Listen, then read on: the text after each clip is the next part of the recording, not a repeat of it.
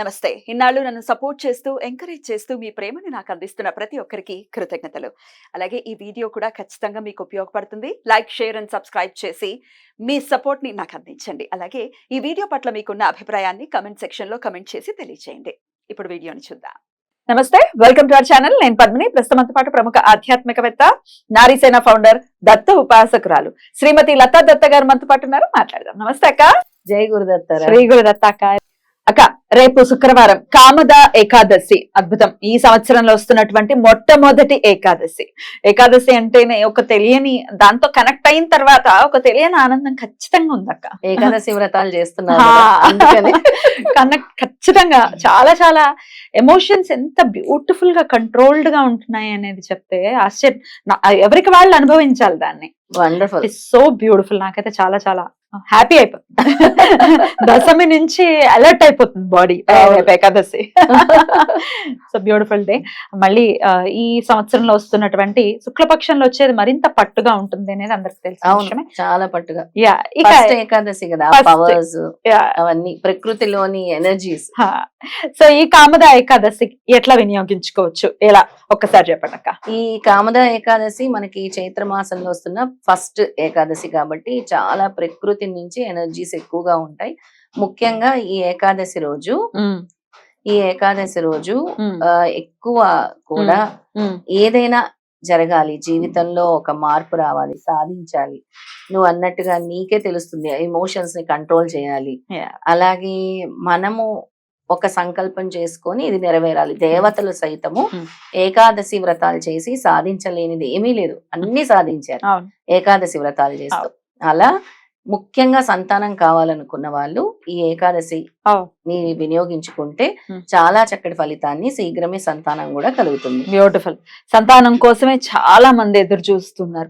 కొన్ని గుళ్ళల్లో ఈ ఉయ్యలలు కట్టేసి ఉంటాయి. అసలు ఎంత ఆశ్చర్యం అనిపిస్తుంది. అయ్యో, ఎంత మంది ఎదురు చూస్తున్నారు. అవును, ఆ తల్లి పడేటటువంటి వేదన అంతా ఇంత కాదు. కావాలి కావాలి కావాలి కావాలి అని ఆ బాధ వాళ్ళకే ఉంటుంది. అంటే వాళ్ళు అనుభవించే వాళ్ళకి పరితపిస్తూ ఉంటారు. అయితే సంతానం కావాలనుకున్న వాళ్ళందరూ కూడా శంకు పూలని దొరుకుతాయి. శంఖపుష్టి పూలని పర్పుల్ కలర్ లో ఈశ్వరుని కూడా మనం పూజిస్తూ ఉంటాం. పర్పుల్ లో ఉంటాయి, వైట్ కలర్ లో ఉంటాయి. అయితే ఆ శంకు పూలు తెల్లటివి గాని కొంచెం పర్పుల్ అండ్ వైట్ కాంబినేషన్ లో కూడా ఉంటాయి. ఆ పుష్పాలతో ఆ రోజు స్వామిని ఆరాధించాలి. రాధాకృష్ణుల్ని పూజించవచ్చు.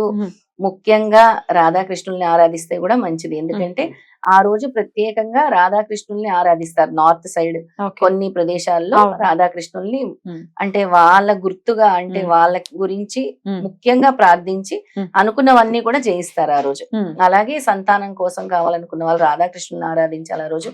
దత్తాత్రేయ స్వామిని, గురువు అనుగ్రహం ఉంటే ఏదైనా జరుగుతుంది కాబట్టి దత్తాత్రేయ స్వామిని, ముఖ్యంగా శుక్రవారం కాబట్టి లక్ష్మీదేవిని కూడా ఆరాధించాలి. ఎందుకంటే అనగా స్వామి అనగా లక్ష్మి ఎప్పుడు చెప్తూ ఉంటాను.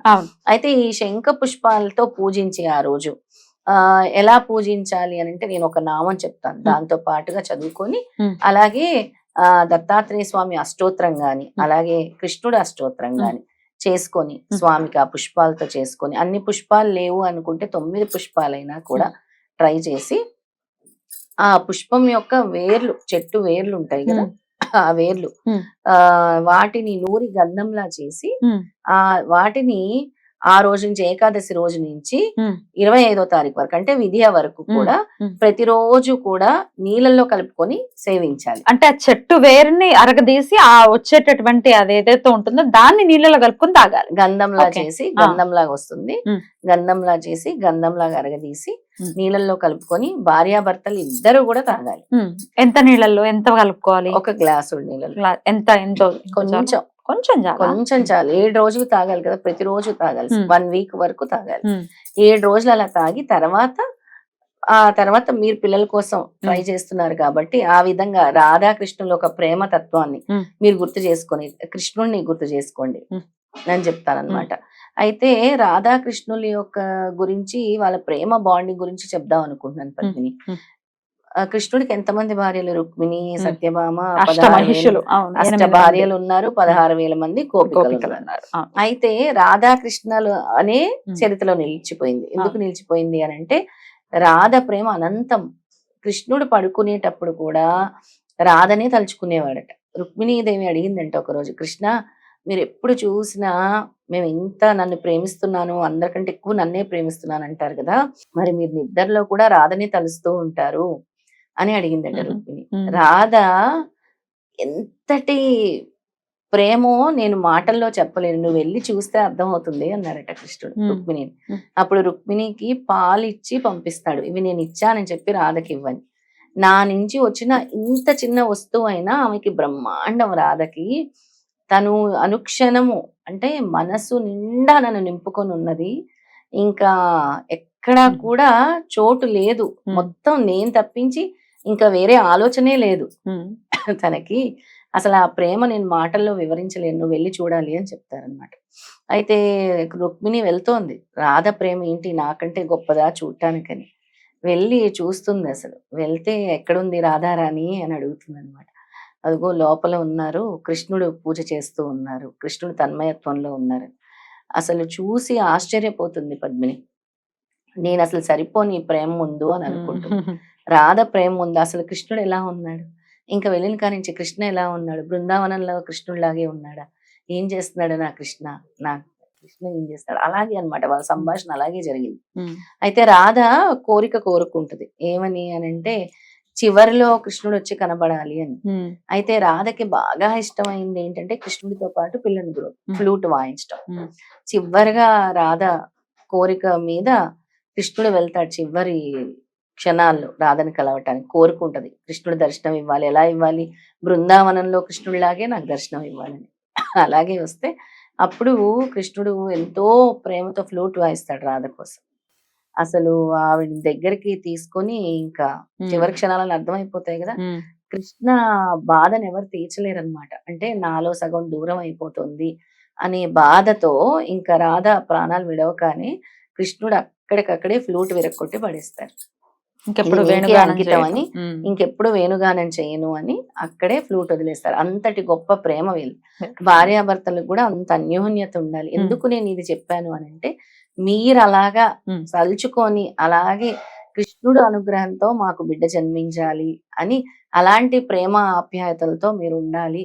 అలా నేను చెప్పిన విధంగా ఈ శంఖ పుష్పం వేర్లు ఏవైతే ఉంటాయి అరగదీసి ఆ రోజు నుంచి 7 రోజులు స్వీకరించండి. ఆ రోజు పూజ చేయండి శంఖ పుష్పాలతో. వాటి వేర్లు మాత్రం అరగదీసి గంధంలా చేసి నీళ్ళల్లో కలుపుకొని 7 రోజులు సేవించండి. ఖచ్చితంగా పిల్లలు పుడతారు. ఇది శాస్త్రమే చెప్పింది. దత్తతంత్రంలో కూడా ఉంది, నేను చెప్పింది కాదు. దత్తతంత్రంలో కూడా ఉంది. దత్తాత్రేయ స్వామి ఇచ్చిన సూచనలే మనకి, గురు అనుగ్రహం కూడా ఉంది. అయితే నేను గురు మంత్రం ఏం చదువుకోవాలి, అలాగే రాధాకృష్ణుల మంత్రం ఏం చదువుకోవాలి అనేది ఇప్పుడు చెప్తాను. తప్పకుండా. చాలా సులభమైన మంత్రము. ఓం హరి ఓం తత్సత్ జై గురుదత్త.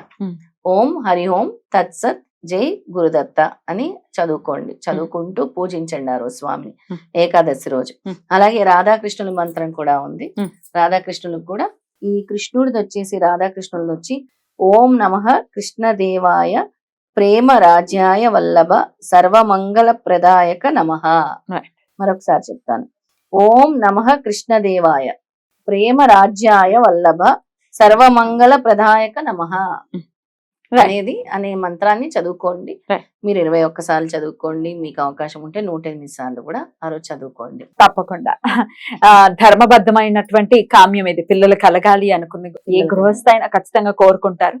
సో ఇక పిల్లల కోసం అయితే ప్రత్యేకించి ఈ కామదా ఏకాదశి నాడు మీరు చెప్పిన విధంగా చేసుకుని ఆ తంత్రం కూడా చెప్పి ఉన్నారు కాబట్టి శంకు చక్రాలనే వస్తుంది, శంఖ పుష్పాలతో ఖచ్చితంగా స్వాములు అనిపించేస్తారు. ఆ బ్లెస్సింగ్ వచ్చేస్తుంది.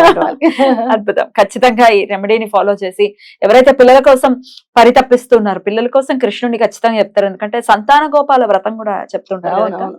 సంతాన గోపాల వ్రతం నువ్వు కూడా కృష్ణుడిని ఆరాధించు. అమ్మ బాబాయ్, నెక్స్ట్ లెవెల్లో ఆరాధన. నెక్స్ట్ లెవెల్లో అంటే కృష్ణుడే.